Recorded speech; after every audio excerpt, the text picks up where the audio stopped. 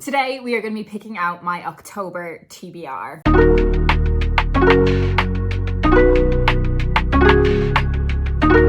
You've seen TBR jar videos before, I don't need to explain. Every month I pick 5 prompts out of this TBR jar / sugar bowl, and I try and find a book on my shelves that fits the particular prompts that I pull out. You may have seen that I have also done a spooky season TBR, so I'm hoping that I will be able to incorporate some of those books that I've already picked up off my shelves for spooky season reading into these prompts, but we will see how we go. It would be nice if there was even just like a little bit of double up. It's so clear that there are like fewer prompts in here than there was at the start of the year. So we're gonna start, as per tradition, by giving it a little stir. And the first prompt is 4th shelf. So a book from the 4th shelf. I have some thoughts on this, which I will come back to. The second prompt is longest title. Ooh. The third prompt is newest book on TBR. The penultimate prompt for this month, sports, just as the word sports. And then finally, flower on the cover. So the 4th shelf prompt, when I originally put the shelf prompts into the TBR jar, I had my books arranged slightly differently. I now have my children's and YA books on this shelf, and I do know that I meant like 1, 2, 3, 4 when I put this prompt in. I am going to honor that.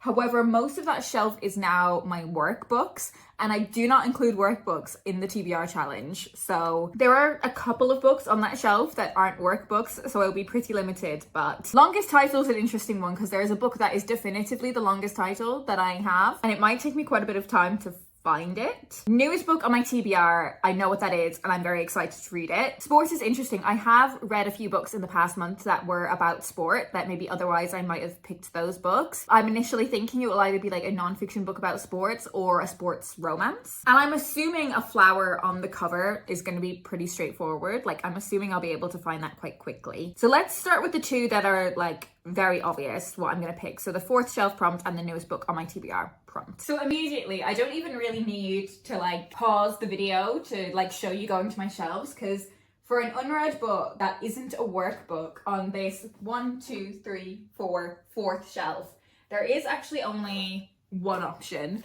and that is Talking to Alaska by Anna Waltz, which is like a middle grade story about friendship between 2 kids and also a dog. So this has come onto my TBR really recently, and I think it will be a really quick read as well, but it was actually my only option for this prompt. And then immediately I'm gonna go over here. The newest book on my TBR is Uncharmed by Lucy Jane Wood. So this is the follow-up to Rewitched. And just, this is probably the most aesthetically pleasing book I have ever owned. So I am very excited to read this. It's one of my most anticipated reads of the whole year. Okay, I think next let's try a flower on the cover.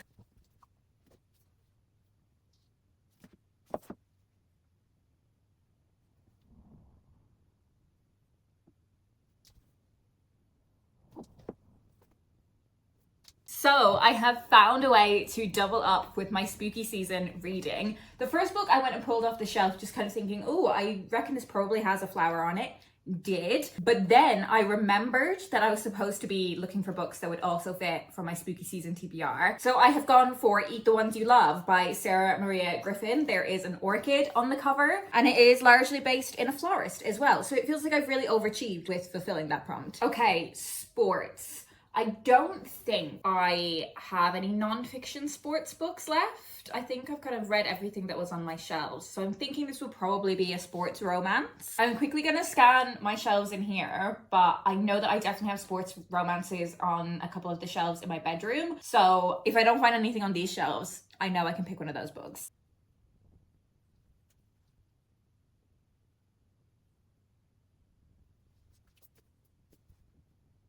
I did find a sports romance on these shelves, so I'm gonna go for Let the Games Begin by Rafaro Faith Mazarura. This is set at the Olympics, so it's got loads of sports in it. Perfect. I mean, I have only incorporated one book from my spooky season reading. Longest title is completely objective. Like, there is a book on my shelves that has the longest title, and I'm gonna have to check unless I get my computer out, but that feels like cheating.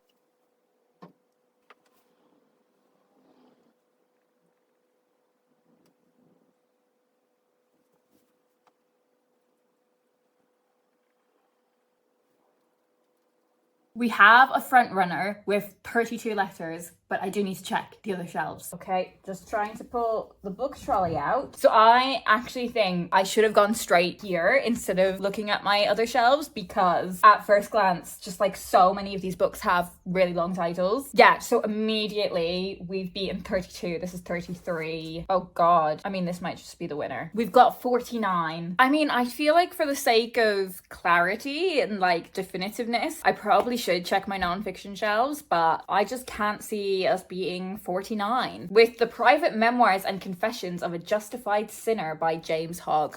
I could not tell you what this book's about, but we'll find out in October. Oh my God, that took such a long time. What was the final prompt? That took such a long time that I didn't realize it was the final prompt. So we have this classic that I know nothing about.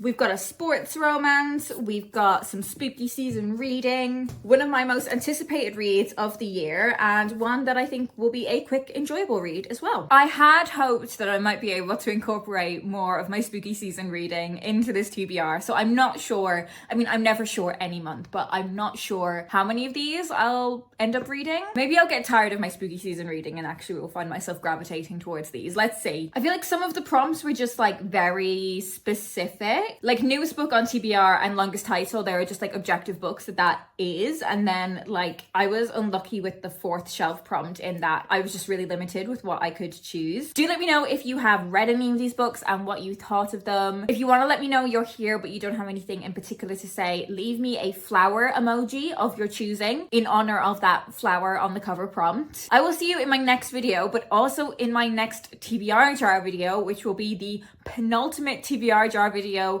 of the year. Honestly, wild to think about how quickly that's gone. That is it for me today. I hope you're doing well, and I will speak to you in my next video.